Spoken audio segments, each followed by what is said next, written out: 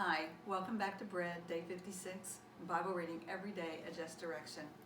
Grab your pencils, your papers, your highlighters, your markers, and your Bibles, and let's open them to Deuteronomy 7. We're going to continue on Moses' sermon when he's talking to them and telling them what to be prepared for and what to know, and reminding them of where they've come from and encouraging them with where they're going. And did you know that there is a privilege that comes with holiness? Let's begin in chapter 7. When the Lord your God brings you into the land you are about to enter and occupy, he will clear away many nations ahead of you: the Hittites, Girgashites, Amorites, Canaanites, Perizzites, Hivites, and Jebusites. These 7 nations are greater and more numerous than you. When the Lord your God hands these nations over to you and you conquer them, you must completely destroy them. Make no treaties with them and show them no mercy. You must not intermarry with them.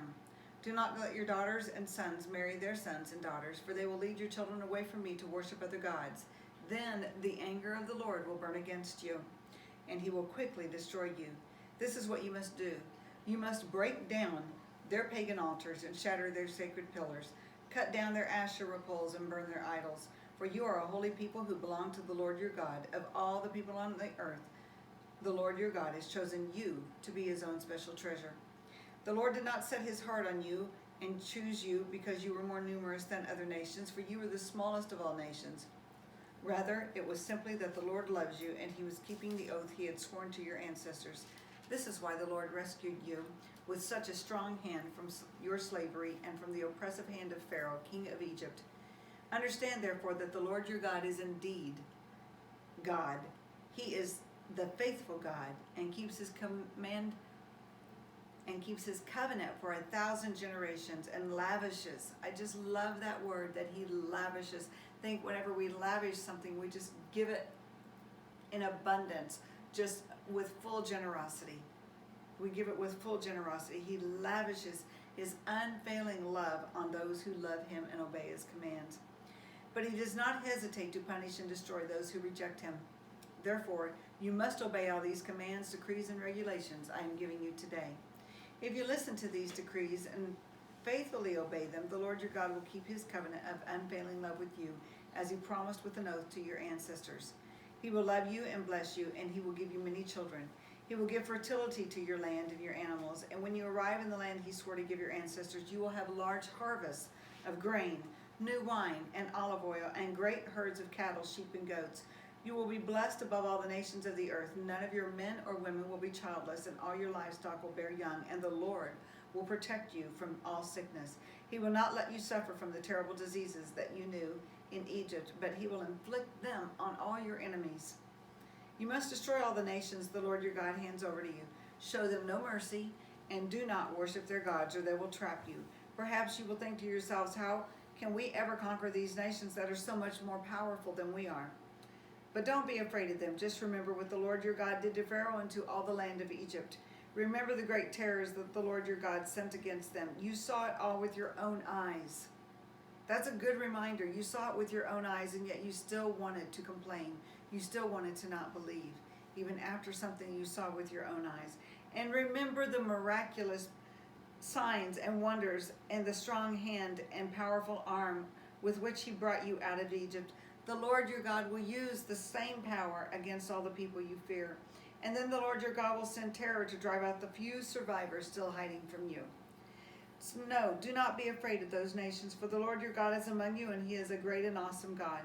The Lord your God will drive these nations out ahead of you little by little.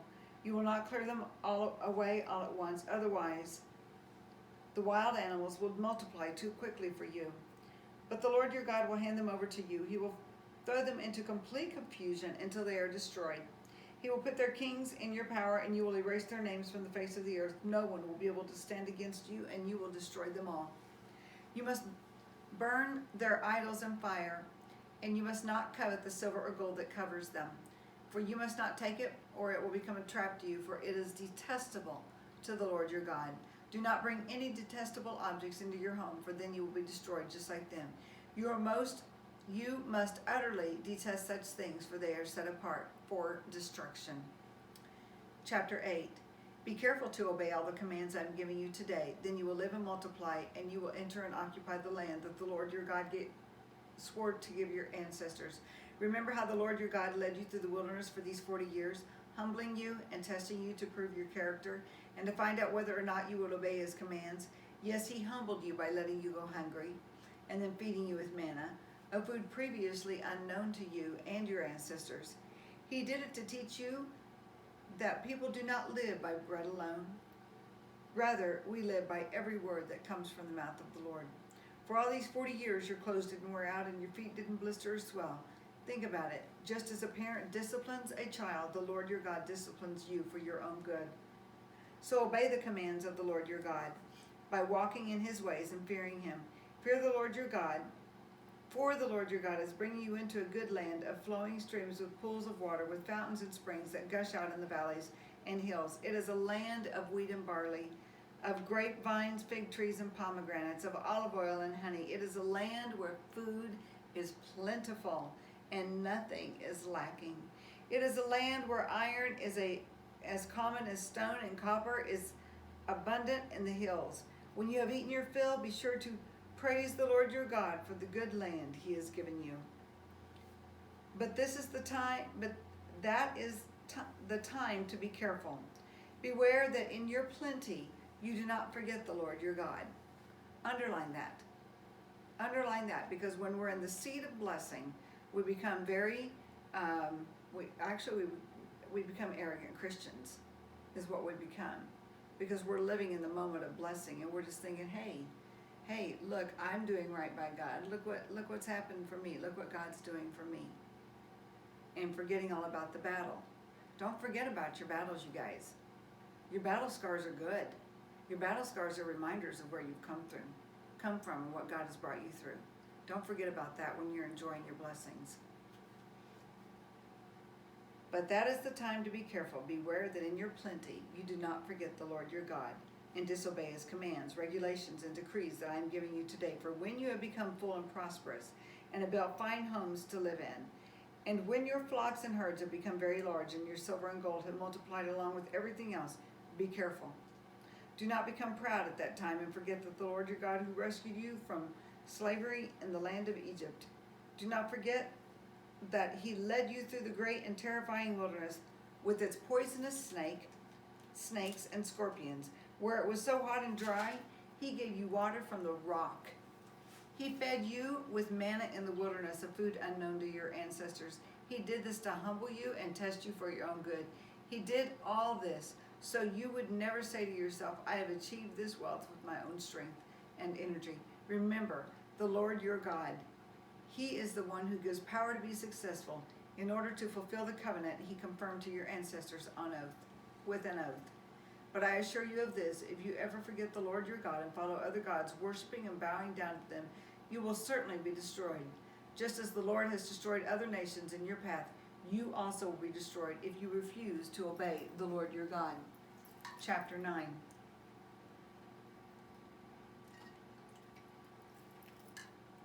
Listen, O Israel. Today you are about to cross the Jordan River to take over the land belonging to the nations much greater and more powerful than you. I want you to catch what it said right here in this verse. Today you are about to cross the Jordan River. Oh, the excitement that must be building. There's got to be excitement along with sadness, because fathers and mothers are not crossing because they were from the original. So children that grew up, and like God said, you thought your children would be captured and whipped and bound and become slaves or even killed.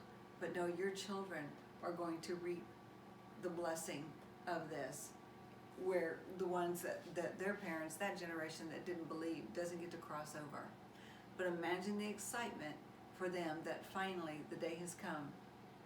Finally, the day has come. Today you're about to cross the Jordan River to take over the land belonging to nations much greater and more powerful than you. They live in cities with walls that stretch to the sky. The people are strong and tall, descendants of the famous Anakite giants. You heard the saying, who can stand up to the Anakites? But recognize today that the Lord your God is the one who will cross over ahead of you like a devouring fire to destroy them. Woo! I love it. He will subdue them so that you will quickly conquer them and drive them out, just as the Lord has promised.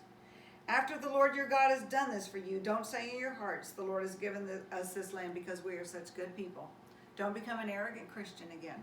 No, it is because of the wickedness of the other nations that is pushing them out of your way. It is not because you are so good at or have such integrity that you are about to occupy their land. The Lord your God will drive these nations out ahead of you only because of their wickedness, and to fulfill the oath he swore to your ancestors Abraham, Isaac, and Jacob. You must recognize that the Lord your God is not giving you this good land because you are good, for you are not. You are a stubborn people. Remember and never forget how angry you made the Lord your God out in the wilderness. From the day you left Egypt until now, you have been constantly rebelling against him. Even at Mount Sinai, you made the Lord so angry he was ready to destroy you. This happened when I was on the mountain receiving the tablets of stone inscribed with the words of the covenant that the Lord had made with you. I was there for 40 days and 40 nights, and all that time I ate no food and drank no water. The Lord gave me the 2 tablets on which God had written with his own finger all the words he had spoken to you from the heart of the fire when you were assembled at the mountain. At the end of the 40 days and nights, the Lord handed me the 2 stone tablets inscribed with the words of the covenant. Then the Lord said to me, "Get up, go down immediately, for the people you brought out of Egypt have corrupted themselves. How quickly they have turned away from the way I commanded them to live. They have melted gold and made an idol for themselves." The Lord also said to me, "I have seen how stubborn and rebellious these people are. Leave me alone so I may destroy them and erase their name from under heaven. Then I will make a mighty nation of your descendants, a nation larger and more powerful than they are." So while the mountain was blazing with fire, I turned and came down, holding in my hands the 2 stone tablets inscribed with the terms of the covenant. There below me I could see that you have sinned against the Lord your God. You had melted gold and made a calf idol for yourselves. How quickly you turned away from the path the Lord had commanded you to follow. So I took the stone tablets and threw them into the ground, smashing them before your eyes. Then, as before, I threw myself down before the Lord for 40 days and 40 nights. I ate no bread and drank no water because of the great sin you had committed by doing what the Lord hated, provoking him to anger. I feared that the furious anger of the Lord, which turned him against you, would drive him to destroy you. But again, he listened to me. The Lord was so angry with Aaron that he wanted to destroy him too. But I prayed for Aaron, and the Lord spared him. I took your sin, the calf you had made, and I melted it down in the fire and ground it into fine dust. Then I threw the dust into the stream that flows down the mountain. You also made the Lord angry at Taberah, Massa, and Kibroth Hattaavah, and at Kadesh Barnea. The Lord sent you out with his commands, "Go up and take over the land I have given you."